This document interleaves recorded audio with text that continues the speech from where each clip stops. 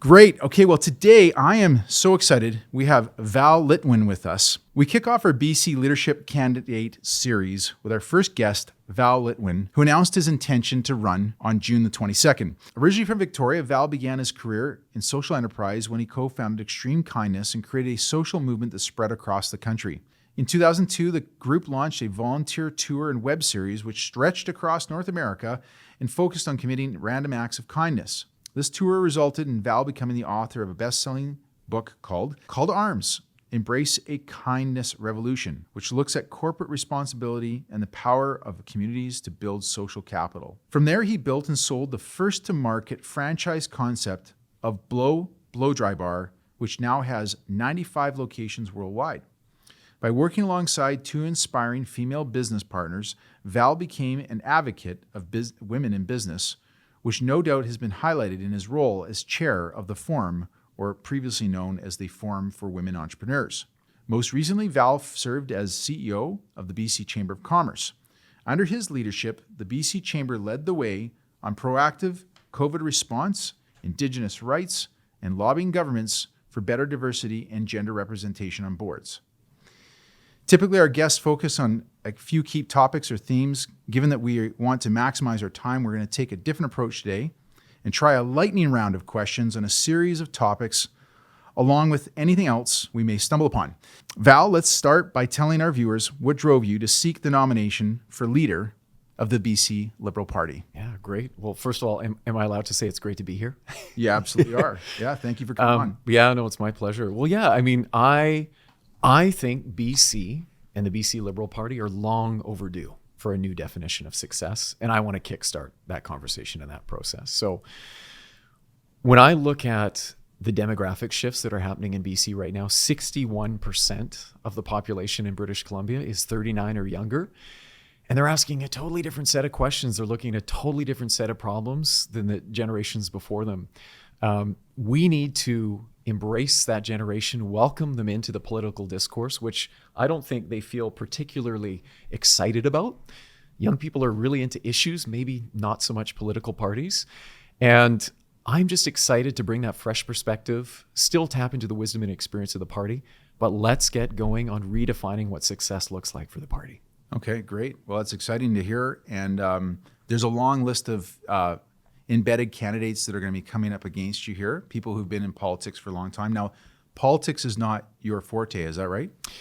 We can go deeper on that, but the last years I've been in public policy, of course. I was CEO of the Whistler Chamber and CEO of the BC Chamber of Commerce, which is BC's biggest and broadest business network. So I was taking the voice of our members, and we had 36,000 of them around BC, listening to their issues, packaging it up and taking it to Victoria and Ottawa, cutting red tape and getting things done legislatively to help those businesses and communities and people thrive. So I'm the outsider candidate here for sure, but I bring a long history in business. I was an entrepreneur.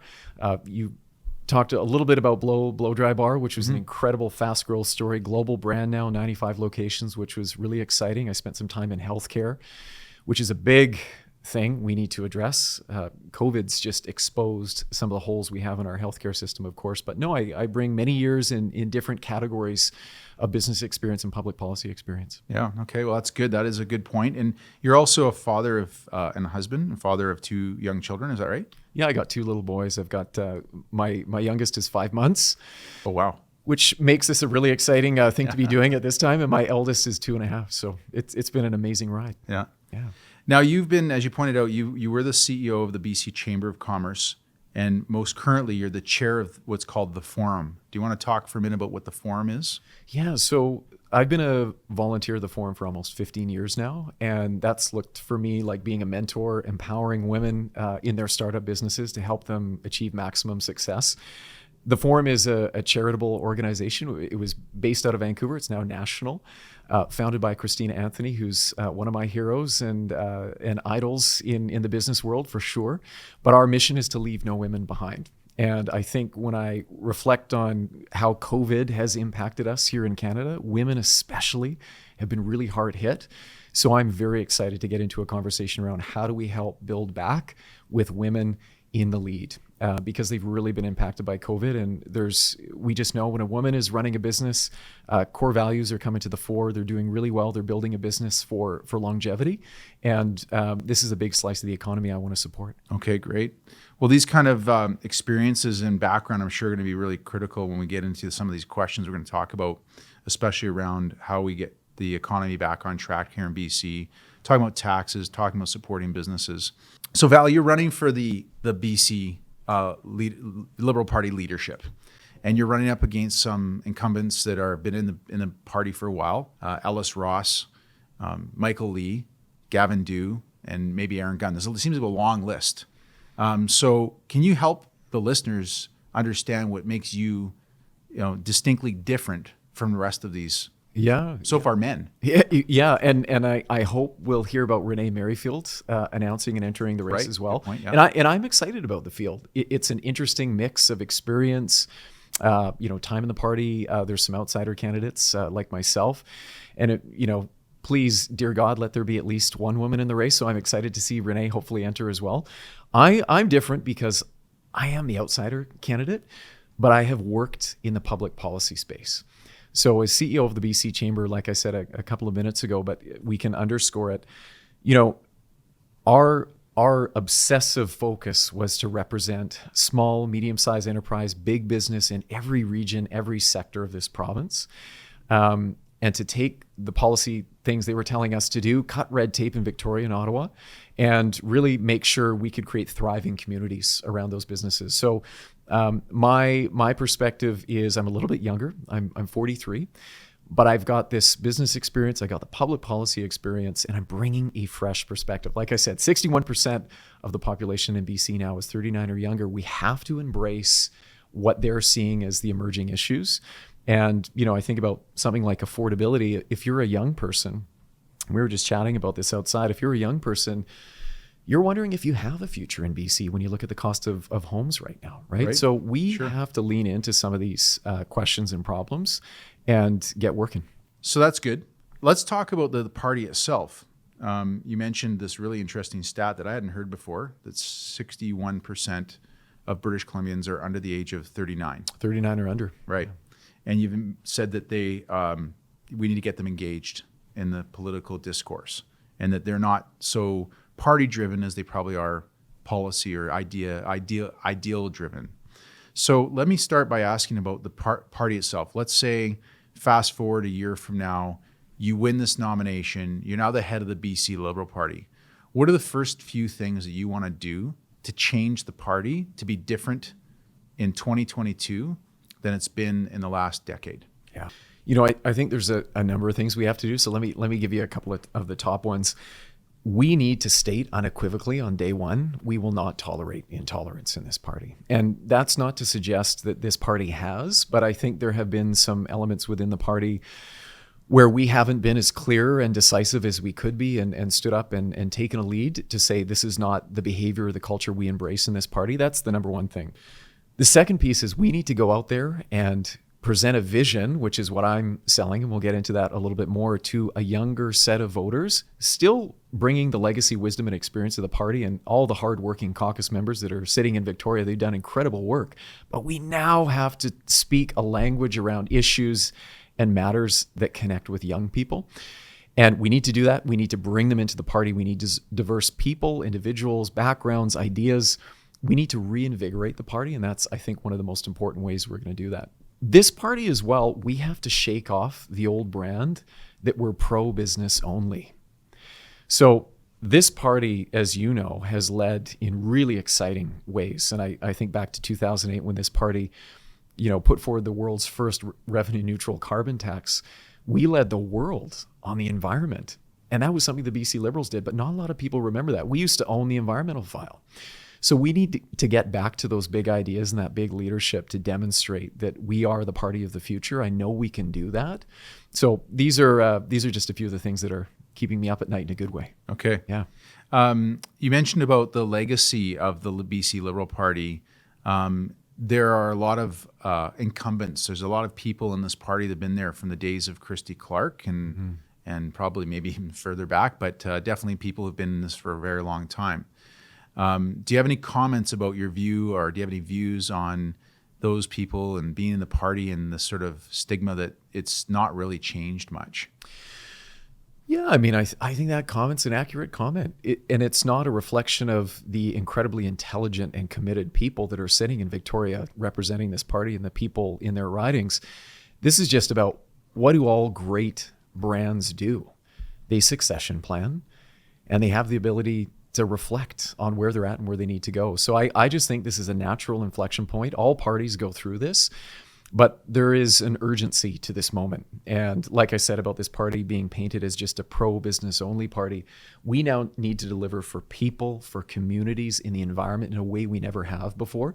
Because any party that isn't putting people in the middle of their picture, they are not electable anymore, right, in this modern society. So we do that, we do it authentically, and then we still fire up a hot economy that creates the revenue and the opportunity to support those deep services for people and communities. With respect to the party name itself, would you change it? I'm 100% open to changing the name, but we need to have a deeper conversation first around the values and principles that underpin the party. So I look at that younger generation. They're almost in their 40s now, right? They have kids, they're voting, they have respectable jobs. That group is the most brand savvy generation in the history of this planet. If we just go ahead and slap on a new color palette and logo onto this party, but we don't change what's on the inside, it won't work. So we need to have a deeper conversation, but absolutely, let's pair that with a conversation around a name change. We are down to a two-party system, for better or for worse. I'm sure Sonia and Adam on the Green Party wouldn't like me to say that, but let's just call it what it is. You've got a two-party system here in British Columbia.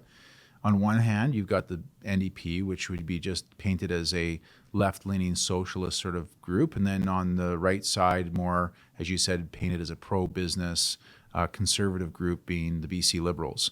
Do you have any views on the fact that we have a two-party system here in BC? And just curious on your comments on that. Yeah, I mean, this is part of the problem, I think, in terms of how each party has branded itself or how the public has branded them. The average British Columbian I speak to, actually the average Canadian, but certainly in BC, they're socially liberal. They care about people. They care about their most vulnerable. They want to see progress on the environment. They want to take a stand against racial injustice. But fiscally, they're just saying, look, don't put me into generational debt. Let's have a competitive, hot economy, a fair economy that supports people. So my challenge to the party is we can become that party that gets people back in the middle by being just where we need to be on the social issues and just where we need to be on the fiscal side of things too. And that is not hard. And that is what the average British Columbian wants. And what I'm hearing from most of them is they're conflicted when they park their vote because they don't see that reflected today in their political parties in BC. Gotcha. Okay.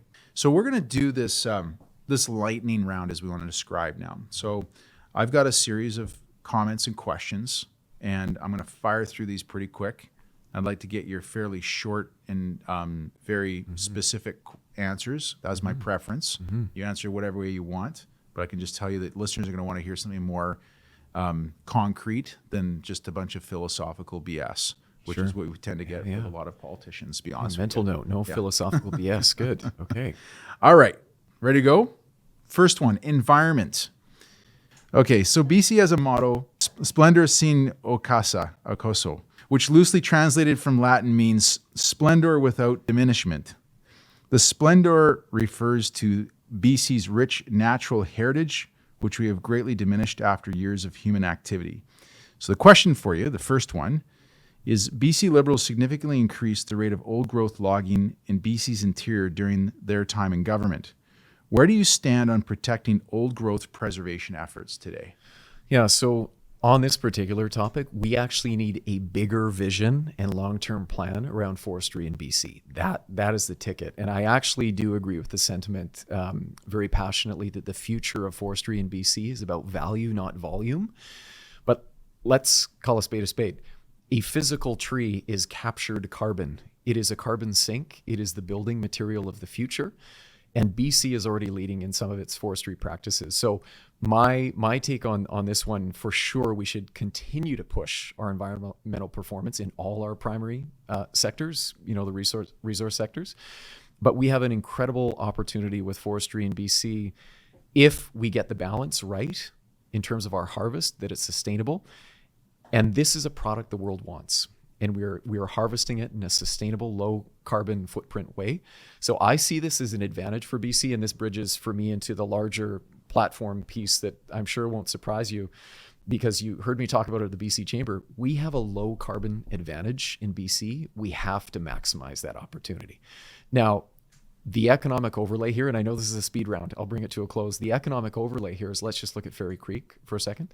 So in 2016, when I was CEO, just stepping into CEO of the BC Chamber, we tabled a policy that said we need to keep Fairy Creek intact, but we had an economic lens on it. If those beautiful trees stay in place, the community that is there and the Pachita First Nations, this is a tourism visitor economy opportunity for them. So I think we can be creative about how we treat these spaces, but for sure, this is a building product that the world wants. It's low carbon, and we do it better than anywhere else. Okay. Would you ban old growth logging? So like I said, I think we need a bigger vision around how we approach forestry in BC. There are specific tracts I know that have been identified as ones we should really work hard to preserve. So for me, I'm open to calibrating that mix of old growth and second growth. Okay. What would climate leadership look like under you, and what are some of the targets you would focus on? So I'm totally committed to net zero by 2050, which is sort of the ultimate standard right now globally. So I think BC can meet that. We might even be able to perform better than that. My take on this connects absolutely with our low carbon economic advantage. We know now in places like Europe, there are going to be really tough parameters on goods that are imported into those markets in terms of how they're extracted, how they're produced, what is their carbon footprint. Because we have so much clean energy here in BC with our hydro assets, we produce the cleanest products on planet Earth. Forestry, mining, natural gas extraction, et cetera. So we need to keep embracing that we have that low carbon advantage as we push forward on our environmental practices around extraction. In terms of park space, this is something I'm really excited about. I think BC is currently sitting at 15% of our land base is preserved and dedicated to parks and spaces where people recreate. That's where they stay healthy. That's where they rejuvenate. I think we can keep pushing that. That would be a really exciting piece for me. Give me a context. Is 15% by most other jurisdictions in Canada a lot, a little? Yeah, that's a good one. Off the top of my head, I think BC is doing really well. But we know there's an economic opportunity as well with the visitor economy. People come from around the world to enjoy our pristine natural spaces. So let's leverage that and work that moving forward. Yeah. Okay, great. Do you support LNG projects? 100% I do. So LNG Canada in Kitimat will be the cleanest LNG plant on planet Earth. And so why wouldn't we want to supply a low carbon fuel energy to other jurisdictions and offset, hopefully in many cases, coal, which is a dirtier, fossil fuel. Sure. Or a higher carbon fuel. This is an incredible leadership opportunity for us, and it's an incredible job opportunity. There was a recent report that came out about the rising cost of the Site C dam. I don't know the numbers, but they're always much, much higher than everybody always anticipates at the beginning. There's been a lot of controversy about it. The NDP said that they would not proceed with the Site C dam when they first were being elected. And of course, the Green Party was starkly against it. If you were the Premier of British Columbia tomorrow, would you carry on with the Site C dam project? So I don't have the current up-to-the-minute papers in front of me to make a full and informed decision. What I would say is that we in British Columbia have to look at that asset not on a 10-day, 10-week, 10-year time horizon. This is a 100-year asset that generates clean energy for us. So we're feeling a ton of short-term pain to get this project over the line. But if we can build it well, we should be grateful that we still have this asset. Now, more energy production is getting distributed, right? We know thermal, wind, solar, there's great opportunities there. And we know the cost per kilowatt hour is coming down. But I've been a huge fan of Site C. And I think when you look at a jurisdiction like Metro Vancouver that's putting a mandate on no more internal combustion engines by whatever the date is, I don't have it off the top of my head. We will need more electric vehicles. We will need more power. Sure. And maybe we won't need it tomorrow. We will need it in 10 years, 20, 30, 50. Yeah, well said. Okay, next comment and then follow on questions to finish off on environment. We have a pipeline, it's the TMX pipeline, that most people in the province are against. During the last election, former Liberal leader Andrew Wilkinson said that he would end the NDP's obstruction program for the Trans Mountain Pipeline and will take the position that permitted projects should not be blocked by protesters. So first question for you. Would you agree with the former leader that British Columbians do not have the right to protest a decision made in Ottawa with local input? So they have every right to peaceful protest. They don't have a right to block the progress of the project. So I am a huge fan of this country and our ability to speak out, free speech, to protest things we don't believe in, but we can't physically obstruct something that's in the best interests of this country that has been approved and has all the permits to move forward. Mm-hmm. Second question, the federal Liberals projected $500 million a year out of the expanded Trans Mountain Pipeline and promised to spend it all on cleaner sources of energy. How would you ensure BC got its fair share, and what resources would you be using the funding for? Yeah, so for me, this really connects to the story BC wants to tell in the future as we sit on the Pacific Rim and supply the world with our low carbon products.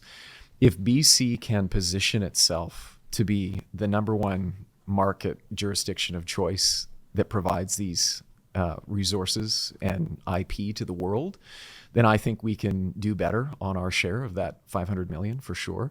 But it has to connect with a meaningful narrative for us around economic opportunity and progress on the environment. Okay, excellent answers for the environment. You've done well. Okay, so good. That's round one. Now the next round we're doing is on housing and affordability. According to a recent study by Research Co., a growing proportion of British Columbian residents believe housing interventions by the provincial government through taxation are ineffective in improving affordability. So first question for you is, how do you define affordability? And can you define it with an absolute number? What's your definition of affordability? Yeah, I don't think you can define it with an absolute number because we're not talking about an absolute person. We need a diverse mix of housing options for all people in British Columbia. I think maybe what the critique was implying there is a lot of the solutions that we've seen rolled out from this government are on the demand side, but the problem is supply. We need to build more homes. So my approach with this would be we have to address supply. Some of those issues for sure can be tapped into by the provincial government, but many of these really sit at the feet of municipal government. So one of the reports that just came out on this issue was saying we need to mandate, time limits on approval, sets, permits, all this stuff to get a project over the line. That's great. That's a big part of it. But we need to look at getting into the municipal layer of government to get them to zone certain amounts of land so we can start building thousands and thousands of homes. So Canada, this number might have shifted a little bit because of COVID, but we're welcoming, I think, almost over 400,000 people to Canada this year through immigration, which is fabulous. We need this.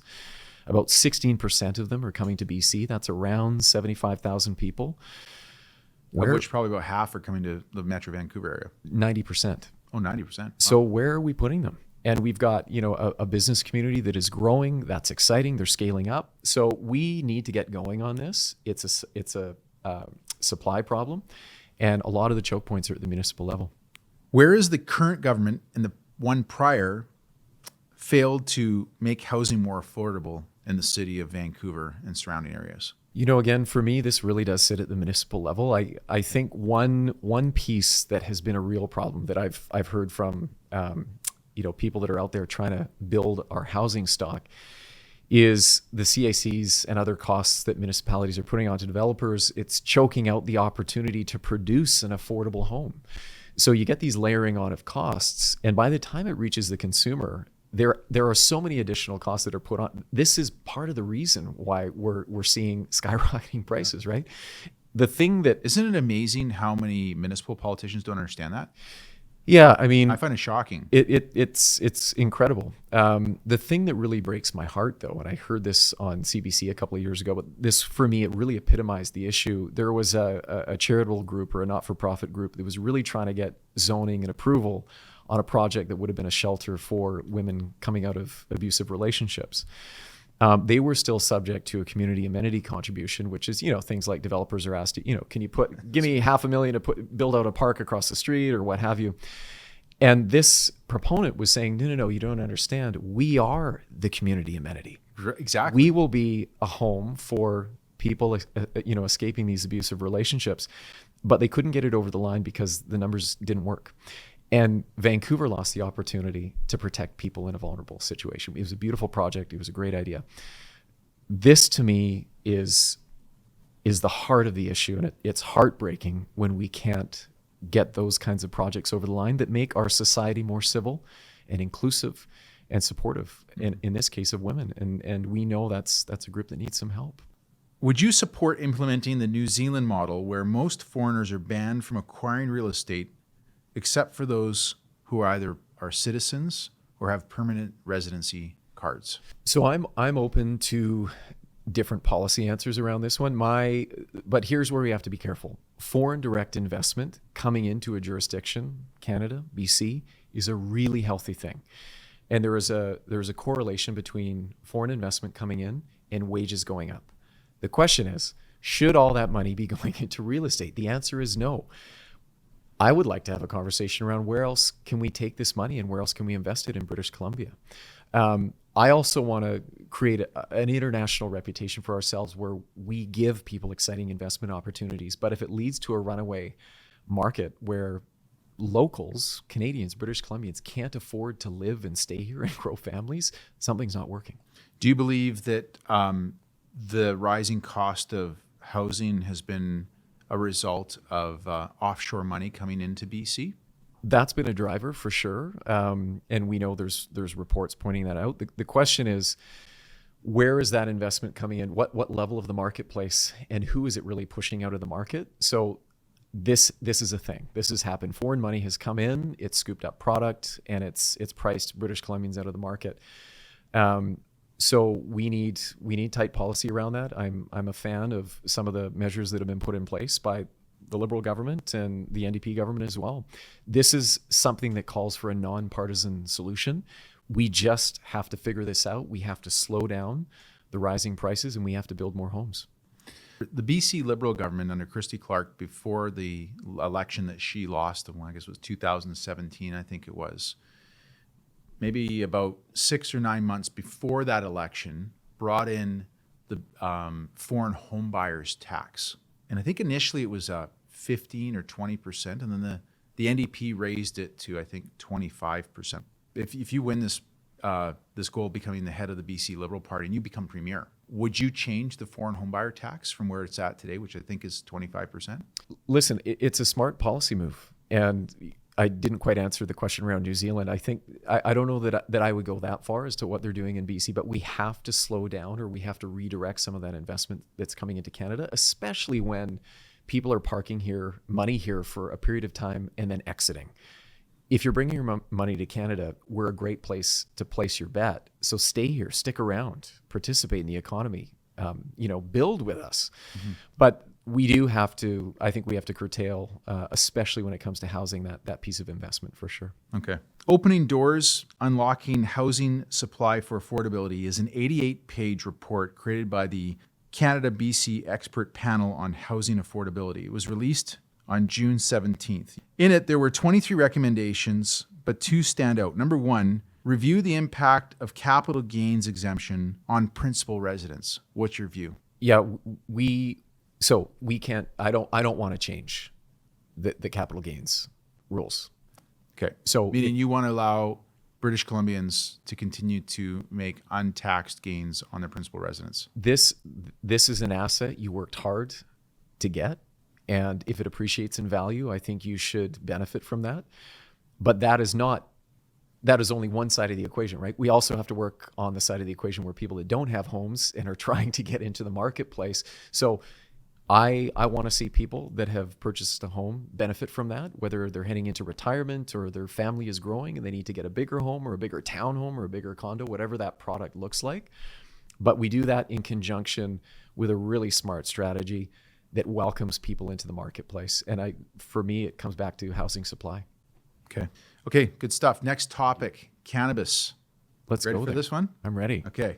Cannabis has been legal in Canada since 2018. Number one, very open-ended question is, what is your position on cannabis here in BC? So, I mean, it's a legal market opportunity now, and BC has some legacy wisdom in this particular category. We've got a lot of craft growers out there. We should be tapping into this big time, but we need to set up the opportunity for the whole industry to choke out black market weed. It's killing the opportunity. And right now, it's a tax and regs thing. So we just need to get the regulations and the tax right. So real legitimate retailers and cultivators of cannabis can compete with the black market, plain and simple. Okay. Business licenses in Vancouver are more expensive for cannabis business licenses than many other municipalities. As an example, Vancouver cannabis operators have to pay just over $33,000 in a year to run their retail cannabis stores.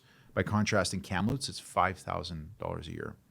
Any thoughts or comments on that? Yeah, it's way too high. There's no reason to charge that much for a cannabis business license. So if we think the opportunity is as big as it is, and I think nationally now cannabis is a $16 billion annual industry, we need to amplify that market opportunity. And some of the reports and data I've been looking at in terms of employment, these retailers are paying at a minimum, living wage and better. So there's great job opportunities for people in this sector. And like I said, in BC, it's something where we have a bit of brand, maybe halo effect. We know how to do this. And so let's create pathways for people in the black market as well, growing illegal weed. Let's get them into the legitimate marketplace and competing. But this is way too much for a license. Yeah. Look, in my view, and I've echoed this to Minister Farnworth, in my view, there's three big problems of allowing this illegal market to continue to flourish. It's illegal to run an illegal cannabis shop, but there's no enforcement anymore. The law enforcement has really zero upside to doing this. And they've got a lot of other things they're trying to focus on, and half of them are getting defunded anyways. When you have illegal cannabis operators operating, there's three big problems in my mind. There's a health issue, number one, because you're dealing with unregulated product and you don't know what it's in it. Number two, it's being run by criminals, employing criminals who don't pay any taxes.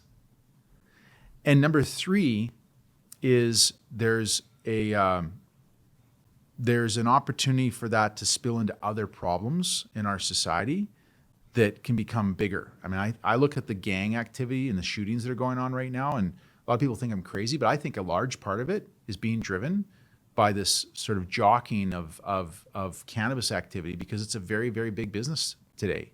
And these regulated stores are limited in what they can do. I mean, as a simple example, you're an unregulated illegal cannabis operator, and I'm a regulated one. There's two on 4th Avenue in Kitsilano.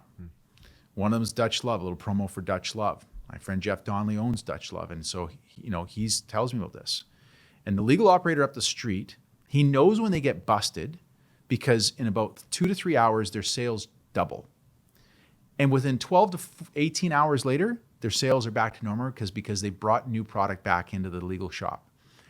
He cannot deliver cannabis to people's homes. His bars that he owns can deliver food and alcohol, but he can't deliver cannabis, but the legal shop up the street can. I've given you a bit of a discourse on the cannabis space. Why don't you comment on some of those points? Yeah, so I mean, when you create a brand new market opportunity from zero, which Canada did in 2018 with cannabis, you have to go all in on enforcement and a smart regulatory tax regime to support the flourishing of that industry. When you're starting from zero, you need a leg up. So, that we're failing on the enforcement side is a big, big problem, of course. So how would you tackle that, Val? Because I completely agree with you. Yeah. Rules have no value if there's no enforcement. Yeah. Like imagine this, so here's an analogy. If there's no cops out there slowing down people from speeding, what would stop people from driving 80 kilometers an hour through a school zone, right? People hopefully don't drive that speed through school zones because they don't want to hit kids. Yeah. But the reality is you don't actually get people to slow down unless you have enforcement. Mm-hmm.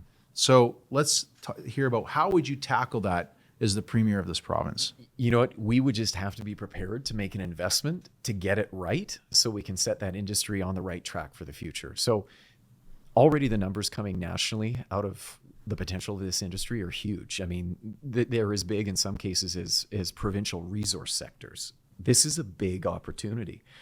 And there's additional economic opportunity attached with, tourism and the visitor economy. I mean, you talk to people in the industry, they're kind of going, hey, look, beverages, weed infused food from a culinary perspective. There is a market out there to come to BC. So let's invest to get the enforcement right. Let's support the legal operators. Let's choke out the illegal operators.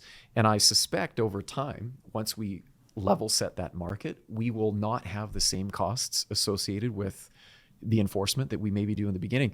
But you can't say yes to a new market opportunity and then walk away. You have to stay engaged. You have to watch what's happening in the marketplace and how the field is sort of settling in. So I think everything you say makes sense. Okay, great. Speaking on the topic of enforcement and law enforcement, simple question, the defund the police movement that sort of started last year, would you support that or do you not support that? Absolutely not. But what I support is exploring new models around law enforcement and how we support and protect people in vulnerable situations. So my neighbor and friend who lives across the street from me, she's a psychiatric nurse, and she rides all day, every day with a police officer in the same car through the downtown east side. And when they come up to a situation where law enforcement is required, there's criminal activity or there's a conflict, the police officer steps out of the car. When it looks like someone is having a tough day, there's a breakdown of some sort, someone is clearly has been impacted by a trauma, then she gets out of the car. So my belief is we need both, but I do think modern society keeps exploring and pushing the boundaries on what that hybrid model could look like, because we don't need police in certain situations, but we also don't need a psychiatric nurse in certain situations. So let's match the support and the resource with the situation. Okay, next topic is on childcare. The current NDP government sold many voters on this concept of $10 a day daycare. It's a twice made campaign promise at this point. Do you think $10 a day daycare is actually possible? I think it's possible. We need to step up the tempo, the pace of execution on this one. For me, this is obviously about quality care for kids and supporting families, but especially coming out of COVID, this is about supporting women who have been impacted statistically more than men, because they're still in that primary caregiver situation. It falls to the women in the family in many cases. So there are a lot of layers to this for me, but I think especially now, economic recovery is attached to how well we can execute on getting care for kids. And my wife and I, we've been on a wait list for a long time for our little guy. He's 2.5, but we'll be finally getting into daycare in September. So I'm excited for that. I'm grateful. I know it'll be amazing. But this is a big deal. It's impacting our economy. It's impacting families, and it's impacting kids. The NDP scrapped the MSP premiums. Would you bring those back? No way. Not a chance. It was actually the Liberals in their final budget that said we're going to get rid of the MSP. They didn't actually know what they were going to do on the other side of that. Obviously, they had some money in the bank. There was a big surplus that year heading into that budget. So not a chance. The MSP was regressive. It was unhelpful. It didn't make sense. So no, MSP is gone for good. So it's fascinating to hear that from you, because being that you were former CEO of the BC Chamber of Commerce, there's a lot of business owners out there who've complained about this added cost of now having to absorb the, what they call it, the employer health tax. EHT. I didn't say I support the EHT. Yeah. Okay. So let's hear that. Let's keep going. Yeah. So we want when I was the CEO of the BC Chamber of Commerce, our members want healthy employees. They need healthy employees as an end in itself, but also because they want vibrant, healthy people running their business and driving growth. The employer's health tax, payroll tax, is probably the right way to deliver it, but we haven't calibrated the tax properly. And there is probably still some conversation around the shared cost, right? I mean, it is a personal benefit. Should the individual pick up a part of that tab, it's a conversation. But what I don't like is where the EHT kicked in at the threshold and how that affects small business. What I think is very interesting too, we are creating a narrative, and it's a narrative I agree with, and something I would push if I was to become leader of the BC Liberal Party, is we need to sprint into this digital future. We have an incredibly innovative marketplace with tech startups midstream, and now we're seeing more and more unicorns in BC, which is really exciting. We got the post-secondary institutions to power that. If you're a fan of the tech sector and the jobs and opportunities it creates, you know that in that startup phase, you're often pre-revenue, right? Like very few companies launch with the technology and they're already generating revenue. We have to be careful, if that's a sector we want to see grow, that we're not taxing them too much before they're making actual revenues, right? Mm-hmm. So for me, part of this conversation is about the hosting conditions for business in BC. Are we creating the right tax environment that, yes, supports people, but isn't killing our opportunity in sectors where, like I said, with the tech sector, you've got tons of companies that are pre-revenue, but they're paying more and more and more tax. And to grow, you have to hire more people. So your payroll keeps growing. So you're paying more and more EHT as you go. So MSP, let's kill it. Let's never see it again. A payroll tax, I understand why it's there, but it has to be calibrated the right way so we're not choking future economic opportunity and wage growth for people in British Columbia. Yeah, yeah.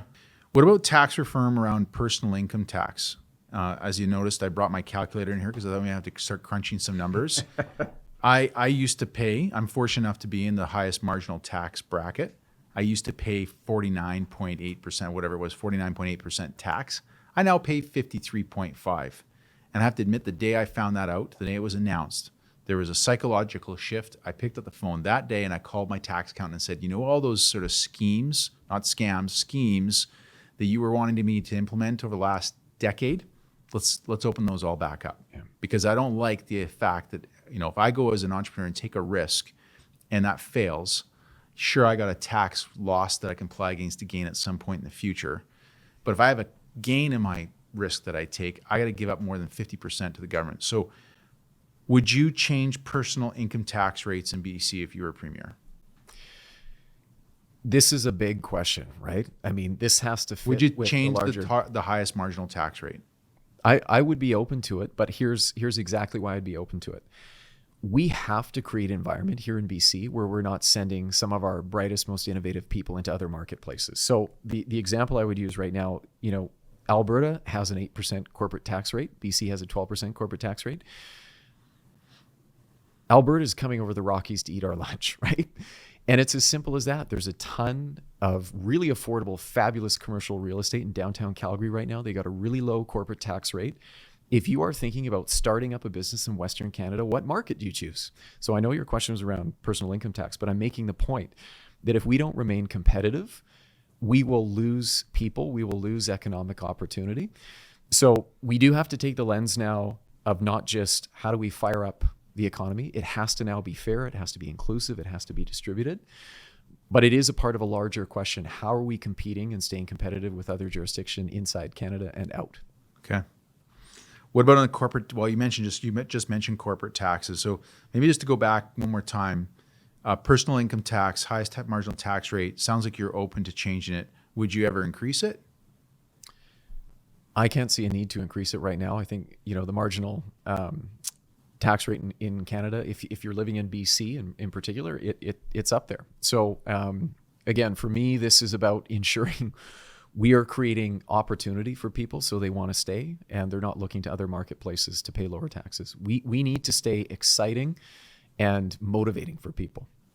Do you believe that the provincial government, with its current, you know, incoming sources of funds from corporate and personal income taxes and all the other ways in which this government will bring in its dollars, think about it in terms of a corporation, do you think that there's enough money there to cover all of the goals that a government should have, like healthcare and childcare and this type of thing? Or do you think we actually need to keep raising tax revenues to cover off all these costs? I don't think BC should be raising taxes. I think where we distribute the revenues from some of those taxes needs to be considered. We were talking a little bit a while ago about the carbon tax. It used to be revenue neutral, which is it would return to the people, the households and businesses that paid the tax. Now we lost neutrality on that tax, and it's going to very specific government initiatives. And, this begs the question, right? Like, what are we doing with the money? And this is something I'm really excited to look into as we get deeper into the campaign is where do we invest now moving forward so that we're hitting that dual goal of a vibrant, inclusive economy that's firing and strong on all pistons, but so we can still deliver for people. Okay. This leads into responsible spending by government. And I have the opinion that the provincial government has enough money to cover all of these objectives. I think there's just a huge amount of waste. Now, you and I are both from Victoria, so I'm sure we have friends and family that work in the public sector. Public sector employment is obviously really important because it helps kind of keep things moving along in the government. Mm-hmm. But that being said, the unemployment rate in Victoria today is lower than it is in Metro Vancouver. And in my view, it's because the current BC provincial government has been creating all these new public servant jobs. What's your view around that issue? Yeah, well, let me start with, if it wasn't for the incredibly talented and dedicated public service we have here in BC would not have fared as well as it did through COVID. And so we just have to honor, I think, and first and foremost, all the incredibly talented people working in Vancouver, Victoria, around the province that work in the civil service. And there's about 35,000 of those people around BC. I think it's an interesting proposition. We've learned with COVID that you don't have to be living in the place where you have your work, especially now. So it seems reasonable to me that we could be creating more jobs in Vancouver for a workforce that we know is way more distributed now. So let's have that conversation. That's interesting. I can't tell you exactly where these new jobs are being added. Do you have to physically be in a space to do that job? Maybe you do. But if you don't, we should be distributing these jobs around the province. Massey Tunnel. Mm-hmm. It's a big topic. It's been a big topic for a while. We still have just the Massey Tunnel. The BC Liberals have been for years advocating for a bridge. NDP have been advocating for a new tunnel. And currently we have nothing different than what we've seen before. Are you in the camp of a new tunnel, the current old tunnel, or a new bridge? So I'm a fan of an artery that facilitates the greater movement of people and goods. We are so behind on this. Today, if I could snap my fingers and if we could have a bridge or a tunnel, I would take either at this point. I was more a fan of the bridge, but we have to open up that corridor. So some of these infrastructure projects these are big ticket items. And some of the tolls on the bridges we had in the Lower Mainland, they were paying for those projects. It was politically expedient, and I think really helped the NDP, obviously, get it over the line by taking the tolls off the bridges. But we have to remember these are really costly. Taxpayers pay for these no matter what. The question is, where does the burden of tax fall? Does it fall on everyone, or does it fall more on the people that actually use that asset? I've never been against tolls. I can't see us unwinding that, though. Okay. Let's one more comment on public service employees. Now you've got I call it three categories. You've got the CEOs. For example, the CEO of BCI, which was formerly BC IMC, BC Investment Management Corporation, makes $3 million a year. Okay. But you've got another 48 people in senior positions, either at Crown corporations or within government, who make over $500,000 a year. And of course, the Premier gets paid okay. He doesn't get a huge salary, but there's 3,800 public service employees who make more than the Premier. So these are the people paid at the real top of the echelon. And they get pensions on top of that, Val. Really cushy pensions. Mm-hmm. So you can see where I lean on this one. What's your view on those people and what they're getting compensated, especially in considering how many other business owners really suffered in this last 14, 15 months because of the pandemic? Yeah, I get it. When you present a long list of people that are making exceptional annual salaries, it can be a tough pill to swallow as a taxpayer. It would be unfair if I grouped everyone into the same bucket because you're talking about a big bucket of people.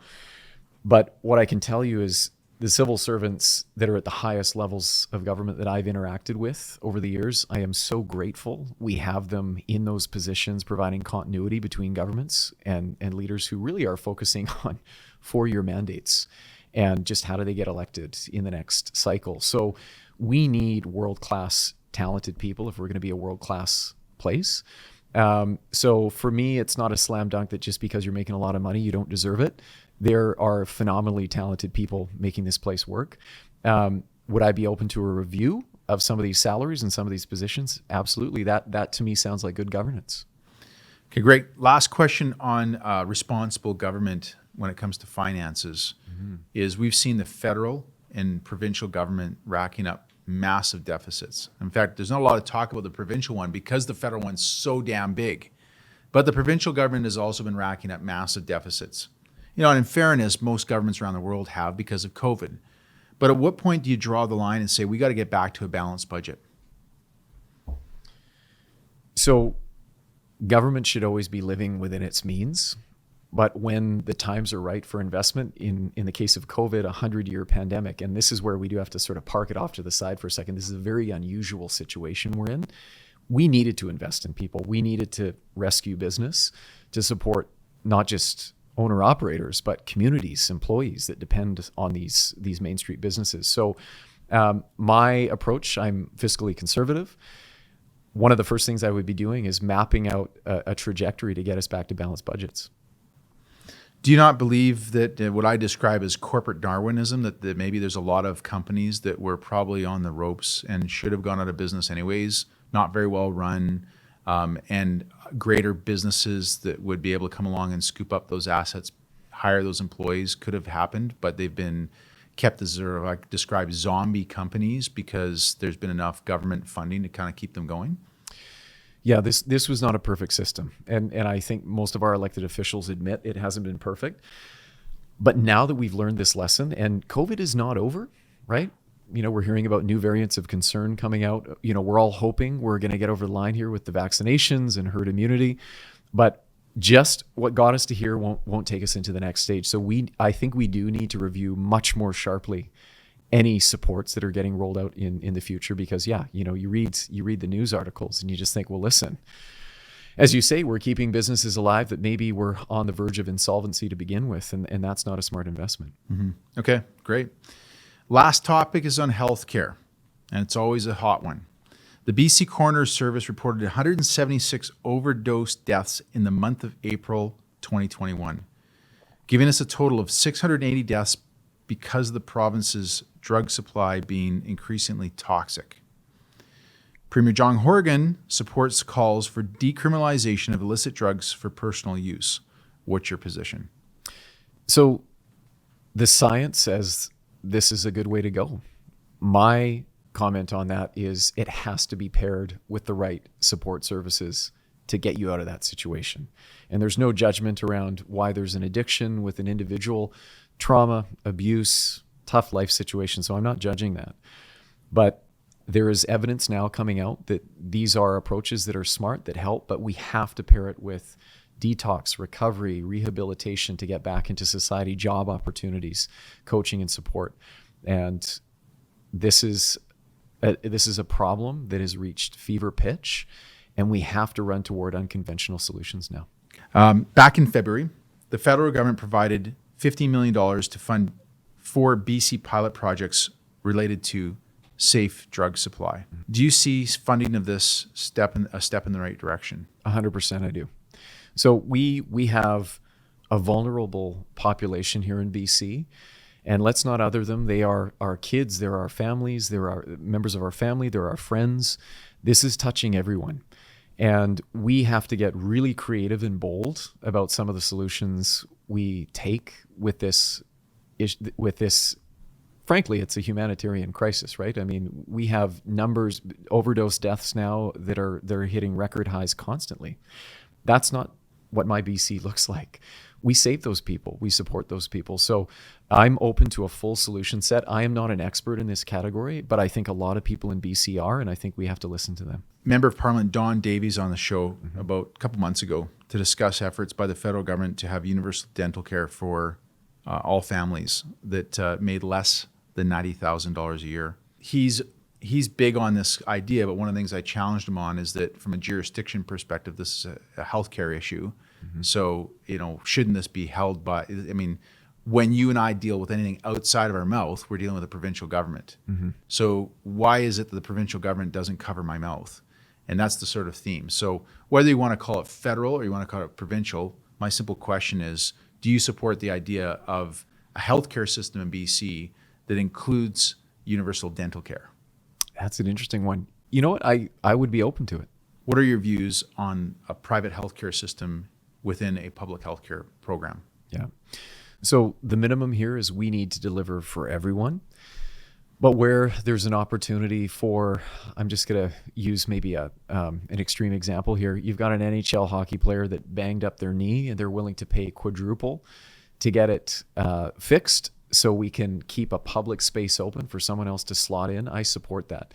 But when the private system is impacting the public system in a way that's compromising care to people that can't pay for the private system, then we have to get sharper in our policy and our approach. Okay. To wrap this up, I want us to take 1 to 2 minutes for you to kind of give the listeners a pitch about yourself, how do they get involved, and a reminder of who is Val Litwin and why should they be thinking about voting for you if they're a card-carrying member of the BC Liberal Party. Yeah, thanks, Andrew. I appreciate that. So my call is it is time for the BC Liberal Party and BC itself to redefine what success looks like.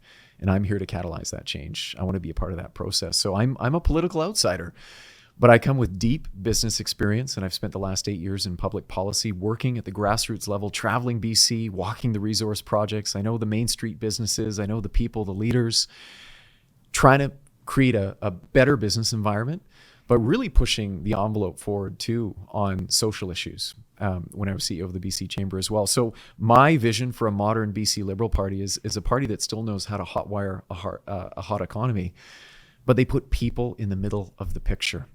And what's changed is now 61% of the population in BC is 39 or under. We have to speak a new language. We have to speak about the issues in a new way to bring them into our political discourse. And we have to reflect that group. It needs to be diverse. We have to be inclusive, and we have to embrace real change. And that's what I'm here to do. Great. How do people get involved if they want to help you out with your campaign? If they listen to this podcast and this is the person I want to be behind. Oh, that's awesome. So the web address, let's just go with the website, right? It's vallitwin.ca. So VALLITWIN.ca. We got a ton of tools on the site if you're choosing to join the team and volunteer. So we're going to make it really easy for people. And I'm getting into all 87 ridings over the next 87 days. So you want to host a Zoom craft beer session one evening with me, reach out through the website. I would love to Zoom into your community. And when it's safe to physically get there, I'll be looking forward to doing that too. Great. So 87 ridings in the next 87 days. A campaign never sleeps. Well, this has been great. Val Litwin, one of the first people to come. Actually, you are the first BC Liberal leadership candidate on our show. So thanks for being here. I wish you the best of luck. This has been a really great conversation. I'm glad we finally got a chance to meet. I've loved being here. Thank you so much for the conversation. Great. Thanks, Val.